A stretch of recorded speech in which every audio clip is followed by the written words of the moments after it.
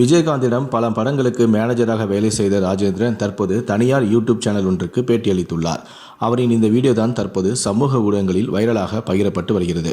அந்த பேட்டியில் அவர் என்ன சொன்னார் என்பதை பார்க்கறதுக்கு முன்னாடி மறைந்த கேப்டன் விஜயகாந்த் அவருடைய ஆன்மா சாந்தி அடையணும் அப்படின்னு நீங்கள் நினச்சிங்கன்னா இந்த வீடியோக்கு ஒரு லைக் கொடுத்துட்டு தொடர்ந்து இந்த வீடியோவை பாருங்கள்.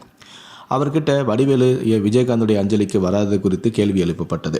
அப்போது அந்த பேட்டியில் அவர் சொன்னது என்னவென்றால், வடிவேலு யாரையுமே வளரவிட மாட்டார். அவர் அவருடைய வாழ்க்கையை மட்டும்தான் பார்ப்பார். தன்னுடன் நடிப்பவர்கள் யாருக்கும் கூடுதல் சம்பளம் கொடுக்கக்கூடாது என்பதில் ரொம்பவே தெளிவாகவும் இருப்பார். ஏன் அவர் அப்படி செய்ய வேண்டும்? நம்முடன் இருப்பவரை வளர்க்க வேண்டும் என்ற எண்ணம் அவருக்கு சுத்தமாக கிடையவே கிடையாது. ஆனால் விஜயகாந்துக்கு அந்த எண்ணம் இருந்தது.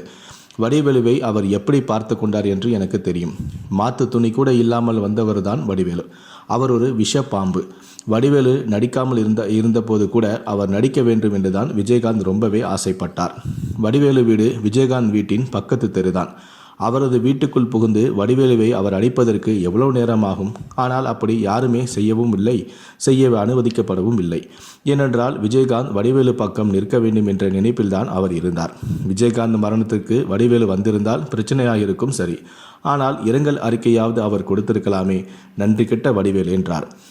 மேலும் அவரிடம், கேப்டன் இறப்பிற்கு விஜய் நேரில் சென்று அஞ்சலி செலுத்தினாலும் அவர் உயிரோடு இருக்கும்போது விஜய் நேரில் சென்று பார்க்கவில்லை என ஒரு குற்றச்சாட்டு எழுந்துள்ளது.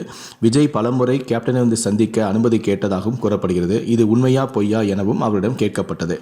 இந்த விஷயத்தையும் அவர் மறுத்துள்ளார். அவர் அளித்த பேட்டியில், விஜய் அவர்கள் கேப்டனை சந்திக்க 1 வருடம் முயற்சி செய்தும் அவரால் சந்திக்க முடியவில்லை என்று கூறுவது சுத்த பொய்.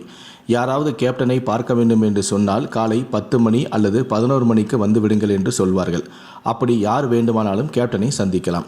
அப்படி இருக்கையில் விஜய் எவ்வளவு பெரிய ஹீரோ, அவர் கேட்டு யாராவது முடியாது என்று சொல்வார்களா?